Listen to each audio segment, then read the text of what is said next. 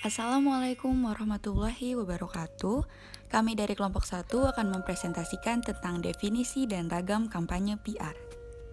Definisi kampanye menurut Rogers dan Story memberi pengertian kampanye sebagai serangkaian tindakan komunikasi yang terencana dengan tujuan menciptakan efek tertentu pada sejumlah besar khalayak yang dilakukan secara berkelanjutan pada kurun waktu tertentu.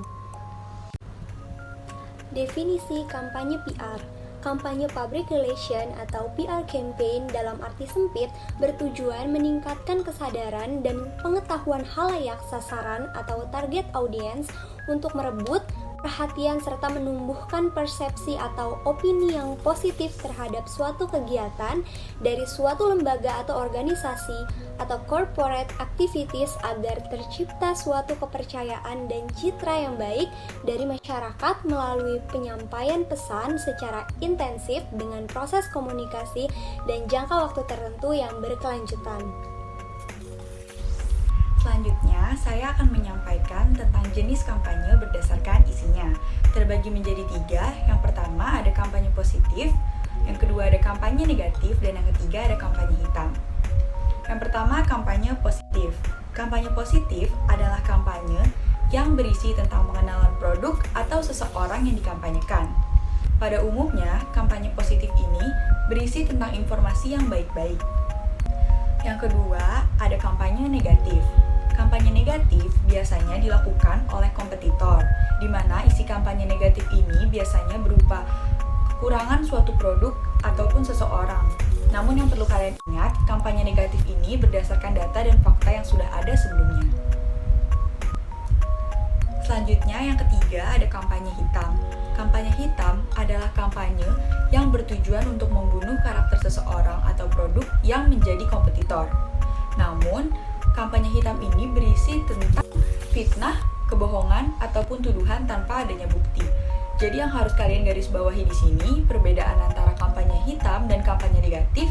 Kalau kampanye negatif itu isinya berdasarkan fakta dan data yang sudah ada sebelumnya, sedangkan kampanye hitam berisi tentang fitnah, kebohongan, atau tuduhan tanpa adanya bukti. Selanjutnya, ada jenis kampanye berdasarkan orientasinya. Terbagi lagi menjadi 3. Yang pertama ada product oriented campaigns, yang kedua ada candidate oriented campaigns, dan yang ketiga ada ideologically or cause oriented campaign. Yang pertama ada product oriented campaigns atau kampanye yang berorientasi pada produk. Kampanye ini biasanya dilakukan dalam lingkungan bisnis komersil.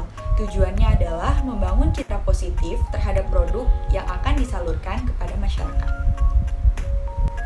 Yang kedua, ada candidate oriented campaigns atau kampanye yang berorientasi kepada kandidat. Kampanye ini biasanya memiliki latar belakang hasrat untuk kepentingan politik. Misalnya seperti kampanye pemilu, kampanye pilkada, dan sejenisnya. Dan yang ketiga ada ideologically or cause-oriented campaigns atau kampanye yang berorientasi pada tujuan-tujuan khusus yang sifatnya sosial. Seperti yang pernah dijelaskan oleh Kotler, kampanye perubahan sosial bertujuan untuk menangani berbagai masalah sosial dengan merubah pandangan, sikap, dan perilaku masyarakat. Contohnya, kampanye ini seperti kampanye ASI, kampanye imunisasi, kampanye donor darah, dan juga kampanye keluarga berencana. Selanjutnya, saya akan menjelaskan tentang jenis kampanye berdasarkan tujuan kampanye. Yang pertama ada kampanye sosial. Kampanye sosial ini bertujuan untuk menyadarkan masyarakat tentang isu-isu di lingkungan sekitar, dan kampanye ini merupakan kampanye non-komersil. Yang kedua ini adalah kampanye bisik, dan kampanye bisik ini merupakan kampanye untuk melawan sebuah aksi atau melakukan gerakan dengan menggunakan kabar angin. Dan yang ketiga ada kampanye promosi. Kampanye promosi ini merupakan kampanye yang mempromosikan sebuah produk untuk meningkatkan penjualan produk tersebut. Yang keempat ada kampanye politik, yang mana ini berguna untuk menginformasikan tentang sebuah partai maupun program ataupun visi misinya. Dan dengan menginformasikan seperti ini, masyarakat dapat memilih apakah akan memilih partai tersebut atau tidak. Selanjutnya ada jenis kampanye berdasarkan media yang digunakan. Yang pertama itu ada kampanye elektronik. Kampanye elektronik ini merupakan kampanye yang menggunakan media elektronik berupa televisi ataupun radio. Dan sekarang karena telepon genggam itu sudah termasuk barang elektronik, maka telepon genggam juga salah satu media dalam kampanye elektronik. Yang kedua ada kampanye cetak. Nah, kampanye cetak ini merupakan kampanye yang menggunakan media cetak seperti poster, brosur, spanduk, dan lain-lain. Nah, kampanye cetak ini merupakan keterbalikannya dari kampanye elektronik karena kampanye cetak ini termasuk dalam kampanye kontemporer.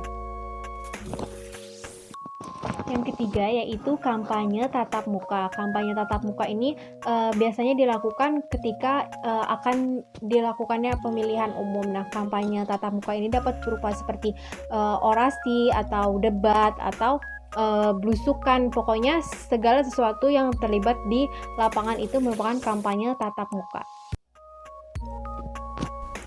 Terima kasih. Wassalamualaikum warahmatullahi wabarakatuh.